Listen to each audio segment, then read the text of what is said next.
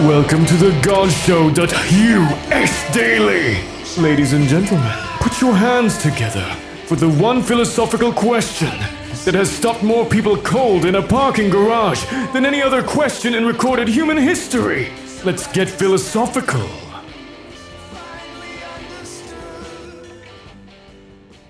This podcast comes from thegodshow.us, a free daily multilingual project where one user's question gets answered through 15 wisdom traditions.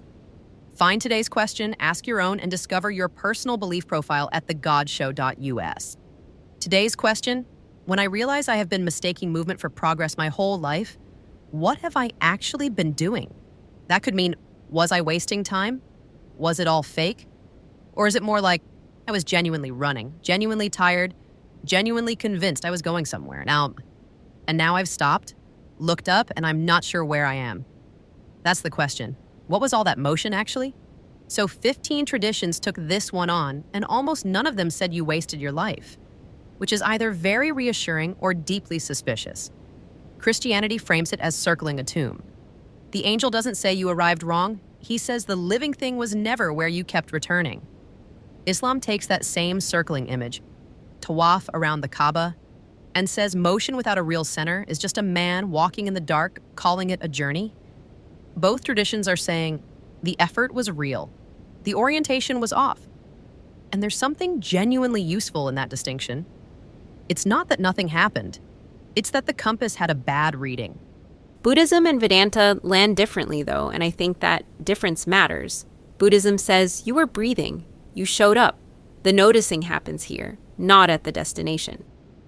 There's a line about measuring meditation quality by how much your knees hurt. Convinced the ache meant depth. That's very recognizable.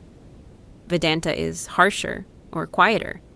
It says strip away the motion, the grief about the motion, even the relief about stopping.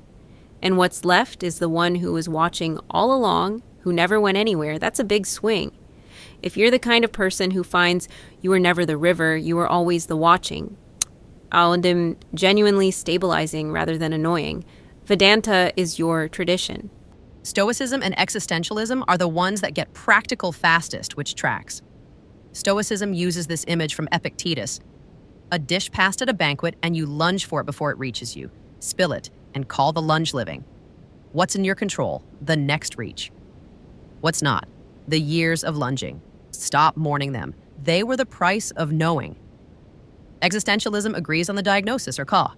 The hum of the engine is not the sound of a life being built, but it adds something Stoicism doesn't quite say. The motion was real, the choosing wasn't. And now the next hour is the first one you can't blame on momentum. That's a little colder, also more accurate. The cynics come in swinging, as promised, running in very expensive shoes, which honestly, the image is a dog chasing its tail with genuine conviction, proud because at least the tail is moving. I don't think that's mean. I think that's the tradition doing its job, scraping the flattery off. The Epicureans are gentler but land in the same county. You were eating elaborate meals you couldn't taste. Bread and a friend and one quiet hour would have fed you completely. You were postponing sufficiency. And now you're in that moment. Cynicism and Epicureanism disagree on tone pretty sharply, but they agree that most of what passed for progress was unnecessary complexity you chose because it felt like more. Absurdism is where I want to end because it makes the most uncomfortable move of anyone. It says, the mistake was never the movement. The mistake was the ledger. The belief that motion requires a destination before it earns the right to exist. The swimmer in the pool with no far wall. The form is real. The exhaustion is real. The water breaking around her hands is real. That's a life. Zen says something adjacent. You were staring at the moon's reflection and calling the reaching travel.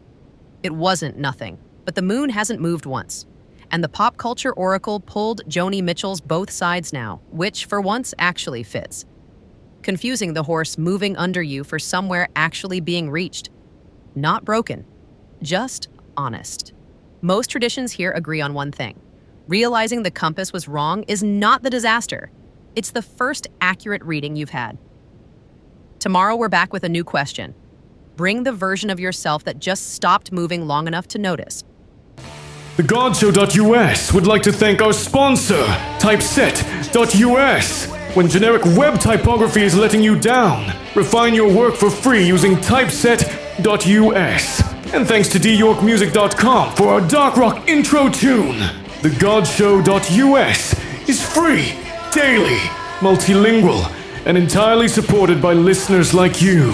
If this show is doing something useful for your brain, subscribe wherever you get podcasts and tell one person who is also currently mistaking their commute for a life philosophy. Your support keeps 15 traditions answering one real question every single day. And on that note, you've heard the dog, the cracked vessel, the banquet dish, the pool with no far wall, and Joni Mitchell.